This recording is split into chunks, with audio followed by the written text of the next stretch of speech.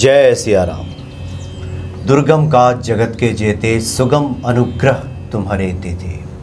हनुमान जी के अनुग्रह से सब संभव हो जाता है, आसान हो जाता है, रास्ते मिलने शुरू हो जाते हैं। और आज हम वास्तु के बारे में बात करेंगे, क्योंकि बहुत सारी ऐसी जिज्ञासाएं आती हैं कि बहुत गहराई में अगर ना भी जाया जाए तो घर में एक सामान्य व्यक्ति क्या कुछ जिन चीज़ों को ठीक करे, क्या कुछ घर में कहाँ पे व्यवस्थित करे, अपने घर के मंदिर को कहाँ स्थापित करे, ये तमाम तरह की जिज्ञासाएं होती हैं। हमने देखा है कि आजकल बैठक कक्षों में जहाँ व्यक्ति प्रवेश करता है अपने घर में सबसे पहले, और जहाँ मेहमानों का आना जाना होता है, वहाँ ईश्वर दिखाई नहीं देते। ईश्वर तो हर जगह है, मंदिर रूप में दिखाई नहीं देते जो घर में होना चाहिए। और ढूंढने पे पता चलता है कि कहीं किसी कोने में कोई जगह बना दी गई है, उनको एक लगा दिया गया है, या फिर बिल्कुल घर से बाहर बालकनी में कोई जो बिल्कुल जगह को घेर दिया गया है, जो कि बिना काम की जगह थी, घेर घार के उसको बना दिया गया, ईश्वर के लिए बना दिया गया। बिल्कुल, ये ठीक है कि गलत है?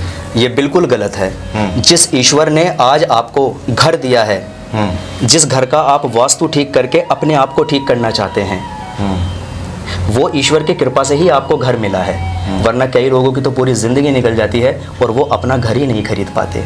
या अगर आप रेंट के मकान में भी रह रहे हैं तो भगवान के लिए छोटे से बड़े मंदिर आते हैं, आप छोटा ही मंदिर ले लीजिए, लेकिन आप उसको अपने घर के अंदर, क्योंकि आप अपने घर के अंदर ही सुरक्षित हैं। आप सारी दुनिया में जब घूम करके आते हैं तो आपने देखा भी होगा, आपको अपने घर में ही शांति मिलती है। तो मंदिर कहाँ लगाना चाहिए? बैठक कक्ष में लगा दें, सबसे पहला जो ड्राइंग रूम है वहाँ लगाना चाहिए, या फिर कहाँ लगाना चाहिए? देखिए, वैसे तो दो बातें हैं देखिए इसमें समझने वाली। एक तो सबसे पहले जो ये बड़ा प्रश्न आता है कि हम क्या एक से ज़्यादा भगवान की मूर्ति रख सकते हैं, तो मैं ये बताना चाहता हूँ कि आपके जो इष्ट देव हैं, आराध्य देव हैं, या जिनको आप मानते हैं, आप उनके घर में कितनी भी मूर्ति लगाइए, लेकिन ये ध्यान रखना है कि धूप दीप और निरंतर पूजा, कम से कम धूप दीप और साफ सफाई उनकी सभी जगह बराबर हो, पहली चीज़। दूसरी चीज़, घर के मंदिर की जो दिशा है, इसमें भी दो बातें हैं। एक तो दिशा और एक घर के मंदिर की मूर्तियाँ और फेस। पूजा करते समय आपका जो फेस है, जो मुख है, वो किस तरफ होना चाहिए, क्योंकि आज तक बहुत सारे लोग यही नहीं समझ पाए कि फेस का मतलब क्या है। भगवान का मुंह इस तरफ हो या पूजा करते हुए हमारा मुख इस तरफ हो। तो सबसे पहले जो मंदिर की दिशा है, जो सबसे उत्तम दिशा बताई गई है वास्तु के अकॉर्डिंग, वो होती है ईशान कोण, यानी कि पूरब और उत्तर का जो कोण है, ये सबसे उत्तम दिशा है। क्योंकि जो पूरब दिशा है वो ज्ञान की दिशा है, और जो उत्तर दिशा है वो धनपति कुबेर की दिशा है। जो लोग काम करते हैं, किसी कार्य में लगे हुए हैं, नौकरी या व्यवसाय करते हैं, उद्योगपति हैं, फैक्ट्री चलाते हैं, उनको धन की आवश्यकता होती है, जो दिशा हो गई उत्तर दिशा, धनपति कुबेर की। और जो बच्चे पढ़ाई कर रहे हैं, उनको ज्ञान की आवश्यकता होती है, ताकि उनको सद्बुद्धि मिले, ज्ञान मिले, वो दिशा हो गई पूर्व दिशा। और सबके विचार अच्छे हों, सबकी मानसिक स्थिति अच्छी हो, उसके लिए भी जो पॉजिटिव वाइब्रेशंस आती हैं वो पूर्व दिशा से ही आती हैं। तो इन दो दिशाओं का बड़ा महत्व है, इसीलिए ईशान कोण जो सबसे शुभ माना जाता है, वहीं पर जिसके अधिपति दिशा के बृहस्पति देव हैं, वहीं पर हमें अपने मंदिर की स्थापना करनी चाहिए, अपने मंदिर को रखना चाहिए, पहली चीज़। दूसरी चीज़, मुख की आ जाती है। लोग, व्यक्ति क्या समझते हैं कि जो भगवान का मुख है वो पूर्व दिशा की तरफ होना चाहिए, जबकि आप अपने मंदिर को ईशान कोण में इस तरीके से रखिए कि उनका मुख सामने की तरफ हो, और आपका पूजा करते समय जो मुख है, जो फेस है, वो ईशान कोण की तरफ हो। यानी आपका मुंह पूजा करते हुए सामने की तरफ, ईशान कोण की तरफ होना चाहिए, ताकि ज्ञान की दिशा मिले और आपका जो माइंड है वो प्रॉपर काम करे, आपको मानसिक अशांति ना हो, आप अच्छा सोच पाए, तभी आप अच्छा कर पाएंगे। और धनपति कुबेर, धन की आवश्यकता सभी को है और ये सबका हक भी है। अच्छा, थोड़ा सा जी आप आगे बताएं, उसके पहले थोड़ा सा स्पष्ट कर दीजिए जी कि हम पहले तो हो गया कि ईशान कोण में लगाइए मंदिर, कहीं भी जब सबसे शुभ दिशा है। ईशान कोण तो हर कमरे का होता है जी, आपके हॉल का होगा, आपके ड्राइंग रूम का होगा, आपके बैठक का बेडरूम का होगा, हर जगह होगा। मंदिर लगाए कहाँ? क्या सबसे प्रमुख स्थल जो आपके घर का है, जहाँ सबका आना जाना होता है, जहाँ आते ही भगवान का दर्शन हो जाए, क्या उस जगह पे लगाएं? या फिर जैसा कि हमने कहा कि बहुत सारे लोगों का तर्क होता है, हमने सुना है लोगों से कहते हुए कि वो सबसे ऐसी जगह पे लगा देते हैं जो सबसे पीछे की जगह है, जहाँ कोई आता जाता भी कम हो, और वहाँ कहते हैं कि ये है इस जगह का ईशान कोण जी, और वहाँ लगा देते हैं। नहीं, अपने घर के अंदर जो नवविवाहित जोड़े हैं या शादीशुदा लोग हैं, वो बेडरूम को छोड़ दे, या तो कोई अन्य रूम हो या बच्चों का कमरा हो, उस कमरे के ईशान कोण में यानी पूरब और उत्तर की दिशा में आप मंदिर लगाएं। यदि जगह का अभाव है तो आपके पास में यदि मान लो 2 रूम हैं और एक ड्राइंग रूम है और एक में आप लोग सोते हैं, यानी पेरेंट्स सोते हैं जो विवाहित हैं, वो अपने रूम को छोड़ करके या तो बच्चे के रूम में लगाएं, फिर बचता है ड्राइंग रूम, फिर अपने ड्राइंग रूम में मंदिर लगा सकते हैं ईशान कोण में, सेकंड ऑप्शन। लेकिन अगर ड्राइंग रूम में मंदिर लगाते हैं तो फिर व्यवस्था ऐसी बनाए कि जो घर के बाहर के जूते चप्पल हैं वो बाहर ही रखें, उनको अंदर लेकर के ना आए और घर की साफ सफाई रखें। वहाँ फिर आप उसको ईशान कोण में लगाइए। तो ऐसा आप कर सकते हैं, यानी ध्यान रहे कि सबसे प्रमुख स्थल पे लगाइए, बिल्कुल, जो कि ईश्वर को आप स्थान दे रहे हैं। अच्छा, दूसरा एक और लोग जानना चाहते हैं, बहुत सारे लोग हैं कि छोटा मंदिर बड़ा मंदिर नहीं लेते, मंदिर तो कई रूप में छोटा भी आता है, हर साइज, लेकिन लोग कई बार आलमीरे में रख देते हैं। हमने देखा है कि आलमीरे पे ही कुछ पेपर बिछा दिया, कपड़ा बिछा दिया और वहीं 2-4 मूर्तियाँ रख दिया, वहीं दीप बत्ती कर रहे हैं। तो ऐसा कर सकते हैं कि मंदिर तो रखना ही चाहिए सबको। देखिए, अगर आप अलमारी में भी मंदिर रख रहे हैं तो उसमें यह ध्यान रखें कि उस अलमारी के उस वाले पोर्शन में एक तो अलमारी के जो पल्ले हैं, जो दरवाजे हैं, वो खुले रहें। अगर ऐसी व्यवस्था आप कर सकते हैं तो रख सकते हैं। दूसरी चीज़, अलमारी में अलग अलग रैक होती हैं, उसमें ऊपर वाली रैक पे कोई सामान नहीं होना चाहिए, क्योंकि मंदिर के ऊपर फिर वजन आता है, भार आता है, भगवान के ऊपर, सर के ऊपर भार आता है। तो यदि आपकी कोई ऐसी अलमारी है जिसमें अन्य साइड में कोई चीज़ें हैं और एक तरफ जिस हिस्से में आपने मंदिर बनाना चाहते हैं या आप मंदिर रखना चाहते हैं उस हिस्से में आप मंदिर बना दें, उसके नीचे कोई गंदा सामान ना हो और उसके ऊपर भी आप कोई सामान ना रखें, यानी उधर वाले हिस्से में आप सिर्फ मंदिर रखें। और यदि आप उनको 24 घंटे खोल सकते हैं, सिर्फ रात्रि में बंद कर सकते हैं, तो ही ऐसी व्यवस्था का आप मंदिर बनाएं। नहीं तो आप एक छोटा मंदिर ले लें और उसी में आप भगवान स्थापित कीजिए और मंदिर अलग से लगाइए आप।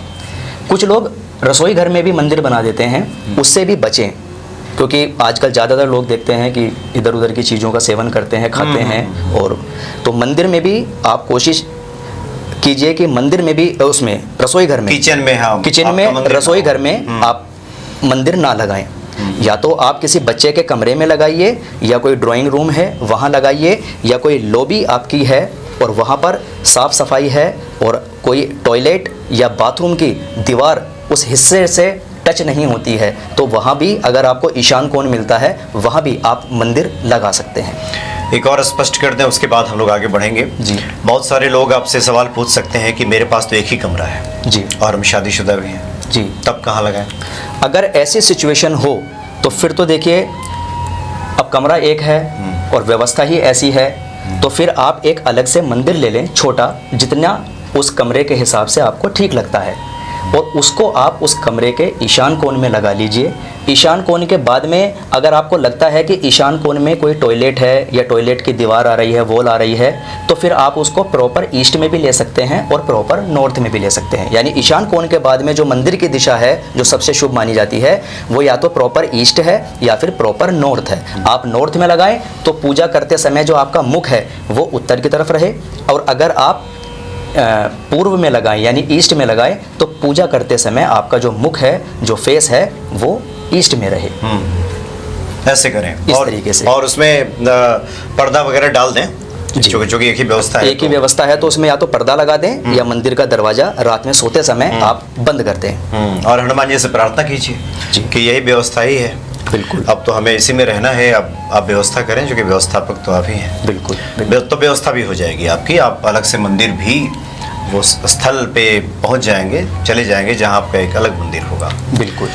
तो जी, तो अगर व्यक्ति की इस चीज़ को लेकर के सोच बदल जाए तो उसका समय भी बदल जाएगा, क्योंकि व्यवस्था तो बनानी पड़ती है और उस व्यवस्था में भी जानकारी होनी चाहिए। लोग जानकारी के अभाव में ही गलती करते हैं, उसी से वास्तु दोष होता है। और वास्तु दोष का जो इफ़ेक्ट है वो घर की दीवारों को नहीं मिलेगा, वो व्यक्ति को ही मिलता है। क्योंकि जब घर के अंदर वास्तु दोष, देखिए वास्तु चुंबकीय तरंगों से संबंध रखता है, और आप जानते हैं कि हमारा जो शरीर है और जो दिशाएं हैं वो भी पंच तत्वों से मिलके बनी हैं, और हमारा शरीर भी पंच तत्वों से मिलके बना है। कहते हैं ना, क्षिति जल पावक गगन समीरा, पंच रचित अति अघम शरीरा। तो 5 तत्वों से मिलके हमारा शरीर बना है, और यही 5 तत्व दिशाओं के रूप में भी हैं। और जब हमारी जो दिशा कमज़ोर होती है, उसी तत्व से संबंधित, उसी एलिमेंट से संबंधित हमारे शरीर में भी कमी हो जाती है, और उसी चीज़ से, उसी तत्व से, उसी एलिमेंट से संबंधित हमारे जीवन में हमें समस्या का सामना करना पड़ता है। यदि हम उसको ठीक कर लेते हैं, वास्तु दोष का जो इफेक्ट है वो दीवारों को नहीं मिलता, वो मनुष्य को मिलता है। और यदि हम उसको ठीक कर लें तो उसका इफेक्ट चूँकि मनुष्य को मिल रहा है तो उसका शुभ परिणाम मिलेगा। अगर वो खराब है तो दुष्परिणाम मिलेंगे, और अगर वो सही है तो व्यक्ति का जीवन अच्छा बनेगा, सुंदर बनेगा। तो यानी कि जो भी व्यवस्था आपकी है उसमें भी घबराने की आवश्यकता नहीं। एक ही कमरा है तब भी व्यवस्था है, वहाँ पर्दा लगा दीजिए और प्रार्थना कीजिए, तो फिर एक दूसरा कमरा भी आपको मिल जाएगा जहाँ आप मंदिर सुसज्जित कर सकते हैं। लेकिन आपके पास सब कुछ है, अगर जी 3-4 कमरों के मकान में रहते हैं और उसके बाद फिर भगवान को सबसे आप बालकनी में जाकर रख दें, जी, तो ये तर्क वहाँ नहीं चलेगा। बिल्कुल, वहाँ तो आपको स्थान एक देना होगा ईश्वर को। बिल्कुल। जी जी। जिस कमरे में बच्चे पढ़ाई करते हैं, आप उस कमरे में मंदिर रख सकते हैं, ताकि ईश्वर का वास और ईश्वर की कृपा आपके ऊपर और आपके बच्चों के ऊपर रहे, और बच्चे भी आगे बढ़ें, आप भी आगे बढ़ें। उसके बाद में ड्राइंग रूम में, अगर 2 कमरे आपके पास में हैं और साथ में ड्राइंग रूम है, तो ड्राइंग रूम में आप रख सकते हैं, लेकिन वहाँ पर आप व्यवस्था ऐसी कीजिए कि आप भी और आने वाले भी बाहर की तरफ जूते उतारें और फिर अंदर आएँ, तो ज़्यादा अच्छा रहेगा। जी जी। अच्छा, ये मंदिर तो आपने बता दिया कि कहाँ स्थापित किया जाए। जी। अब मंदिर के अंदर चलते हैं। जैसे आपने कहा कि किस प्रकार की मूर्तियाँ रखनी चाहिए। जी। क्या 2-3 मूर्तियाँ हम रख सकते हैं? क्या ये भी प्रश्न आता है कि एक ही भगवान के रूप का, ईश्वर तो एक ही हैं, लेकिन जैसे गणेश जी हैं तो उनकी 3-3 मूर्तियाँ हमने रखी हैं, हनुमान जी हैं तो उनके 3-4 हमने रख दिया है, तो क्या ऐसा कर सकते हैं? जी बिल्कुल। देखिए, मूर्ति आप रख सकते हैं, और मैंने अभी स्टार्टिंग में ही बताया कि आप अपने घर में, मान लो कि कोई हनुमान जी को अपना इष्ट मानता है, और हनुमान जी उनको बड़े पसंद हैं, और हनुमान जी वो चाहते हैं कि जहाँ हम रहें, जिस कमरे में रहें, वहाँ हमें हनुमान जी के दर्शन हो, हनुमान जी की कृपा मिले। तो आप 1 भी रख सकते हैं, 2 भी रख सकते हैं, 3 भी रख सकते हैं, जितनी इच्छा। मैं खुद अपने घर में मैं हनुमान जी को मानता हूँ, हनुमान जी को चाहता हूँ कि मैं जहाँ बैठूँ हनुमान जी मुझे दिखते रहें, उनकी कृपा आती रहे। तो अलग अलग जगह रखे हुए हैं, कोई दिक्कत नहीं है। लेकिन आप अपने मंदिर में मूर्तियां रखते समय कुछ विशेष बातों का ज़रूर ध्यान रखें, और सिर्फ इतना ध्यान रखने मात्र से, इतना करने मात्र से आप खुद देखेंगे, आपको किसी के पास जाने की ज़रूरत नहीं है, आप खुद अपने घर को स्वर्ग बना लेंगे। और इतना ही परिवर्तन करने से, क्योंकि सबसे पहले जिस ईश्वर ने हमें सब कुछ दिया है, वो ईश्वर जहाँ विराजमान होने चाहिए, जिस दिशा में होने चाहिए, उनकी जो व्यवस्था होनी चाहिए, जब वो ठीक हो जाएगी तो आपका आधा वास्तु दोष वैसे ही ठीक हो जाएगा। क्योंकि सबसे पहले हम भगवान को हमने स्थान दे दिया, और अच्छा स्थान दे दिया। उनकी जिन ईश्वर की कृपा से हमें सब कुछ मिलता है, अगर वही सही दिशा में हो गए तो आने वाली जितनी भी हमारे जीवन में विडंबनाएं हैं, जितनी भी तकलीफ़ें हैं, उनको फिर भगवान देख लेंगे, और सारी व्यवस्था वो अपने आप बना देंगे। ज़्यादा से ज़्यादा आप वास्तु दोष से मुक्त हो जाएंगे, और आपके जीवन में बदलाव आने शुरू हो जाएंगे। अब देखिए, मंदिर में सबसे पहली चीज़ क्या रखें? मंदिर में आप डायरेक्ट मूर्ति ना रखें, कोई भी लाल कपड़ा या पीला कपड़ा मंदिर के अंदर अवश्य बिछाएं।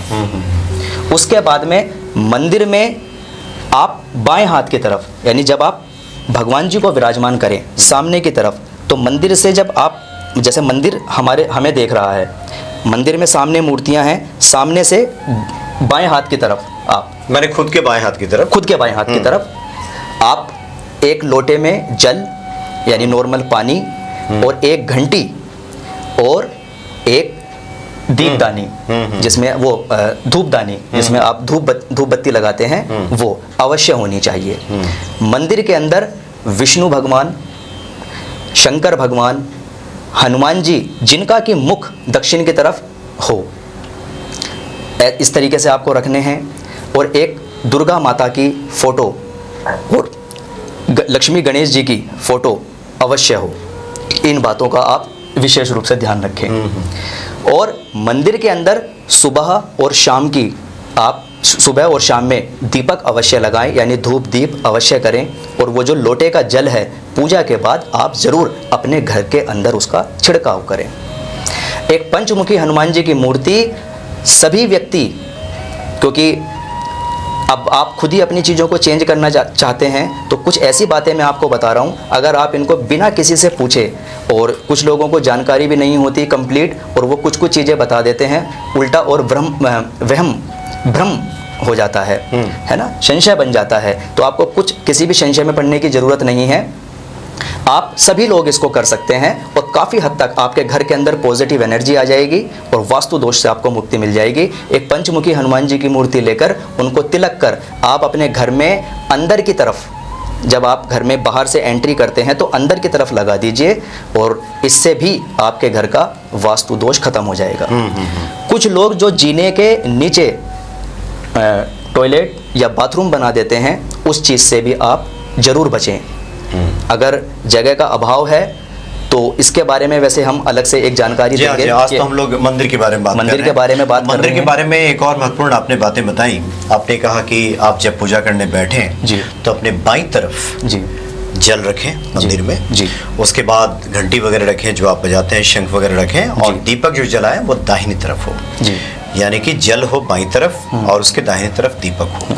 आप इस तरह से दीपक तो आप जो आपने मूर्तियां स्थापित की हैं मंदिर में सामने की तरफ, आप सामने भी रख सकते हैं, लेकिन बाईं तरफ आपके जल, घंटी और धूपदानी अवश्य हो, और नीचे पीला या लाल कपड़ा अवश्य हो। उसके अंदर शंकर भगवान, विष्णु भगवान, माँ दुर्गा और हनुमान जी की मूर्ति और सूर्य देव की मूर्ति, हाँ ये मैं बताना भूल गया था, सूर्य देव की मूर्ति उनके मंदिर के अंदर आपके अवश्य हो।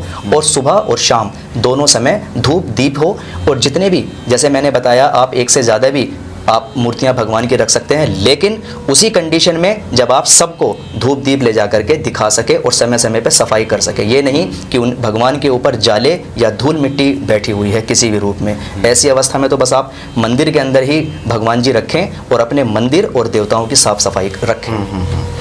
और वैसे भी देखिए, सूर्य देव की तो मूर्तियां ढूंढना या फिर तस्वीरें कम मिलती हैं, लेकिन हमने देखा है कि अगर आप एक राम दरबार रख लेंगे अपने मंदिर में जी, तो सभी देवता उसमें आ जाएंगे। बिल्कुल, उसमें भगवान शिव भी दिखाई देते हैं, बिल्कुल बिल्कुल, ब्रह्मा जी भी दिखते हैं, विष्णु तो स्वयं श्री राम है ही, बिल्कुल, और महालक्ष्मी स्वरूपा सीता जी हैं ही, और हनुमान जी तो राम दरबार में रहते ही हैं। बिल्कुल। तो एक राम दरबार रखने से मुझे लगता है कि सभी देवताओं का, जो पंचदेवों की हम लोग बात कर रहे हैं वो उनका वास हो जाता है, बिल्कुल विराजमान हो जाते हैं। उसके बाद में प्रयास ये करें कि घर के अंदर जूते चप्पल लेकर के ना आए, और अपने घर के कोशिश करें कि दक्षिण और पश्चिम में, यानी घर की व्यवस्था जब आप बनाने जा रहे हैं तो इस तरीके से मकान बनाएं कि आपका जो मकान ज़्यादातर पार्ट बना हुआ है वो या तो दक्षिण में बना हुआ हो या पश्चिम में बना हुआ हो।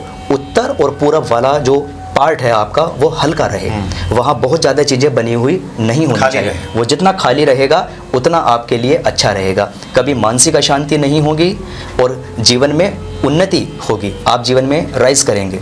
दूसरा, ईशान कोण में हमने मंदिर की तो बात की है कि होना चाहिए, क्या नहीं होना चाहिए वो है टॉयलेट। ईशान कोण में गलती से भी आप टॉयलेट मत बनाइए, वरना आप हमेशा मानसिक रूप से परेशान रहेंगे और शारीरिक रूप से परेशान रहेंगे। आपकी जो ग्रोथ है वो रुक जाएगी, मानो ज़िंदगी आपको हमेशा रुकी रुकी सी लगेगी। सब कुछ होते हुए भी आपको लगेगा कि हमारे पास कुछ नहीं है। आप कितना भी कमा लीजिए, घर के अंदर बरकत रुक जाती है। तो इस चीज़ का भी आप विशेष ध्यान रखें।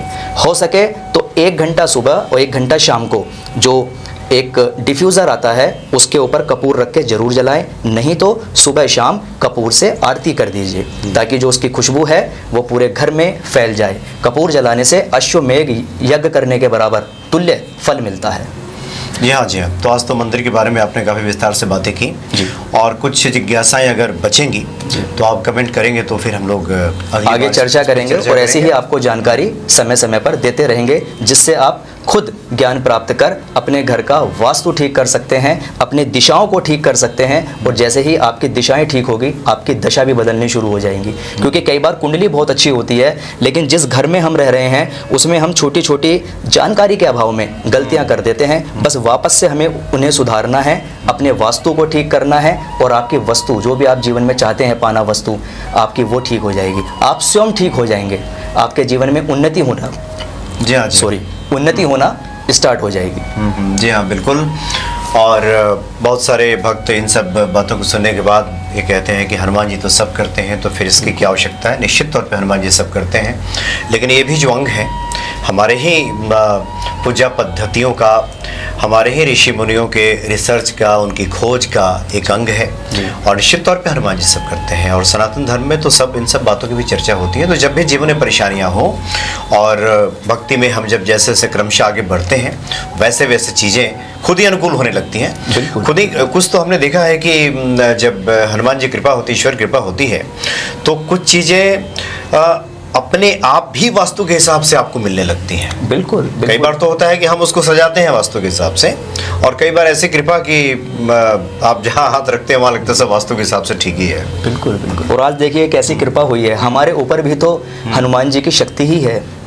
आज उनकी कृपा ऐसी हुई है कि आज आपको बाकी सब चीज़ों के लिए तो जानकारी देते ही हैं, आपको कुंडली, ग्रह, गोचर, पर्व, उत्सव, त्योहार, हर चीज़ की जानकारी देते हैं। लेकिन आज ईश्वर का इशारा, साक्षात हनुमान जी का इशारा ऐसा हुआ कि हमारे ऊपर भी उनकी कृपा हुई, और आज आपको वास्तु के बारे में भी बता रहे हैं। तो जब हनुमान जी की कृपा होती है तो अपने आप ही उस चीज़ की शुरुआत हो जाती है, और वो एक दिशा दिखाना, एक आपको ट्रैक दे देते हैं। अब उस ट्रैक पे चलना आपका काम है। आप कितना भी स्लो चल सकते हैं और कितना भी फास्ट चल सकते हैं। जी हाँ, जी हाँ। तो इस तरह से आप अपने जीवन का अनुकूल बनाइए। और हमने शुरू में ही कहा कि ईश्वर कृपा होती है तो आपके रास्ते प्रशस्त होने लगते हैं, मार्ग मिलने लगता है। बहुत बहुत धन्यवाद आपका। जय सिया राम। जय सिया राम।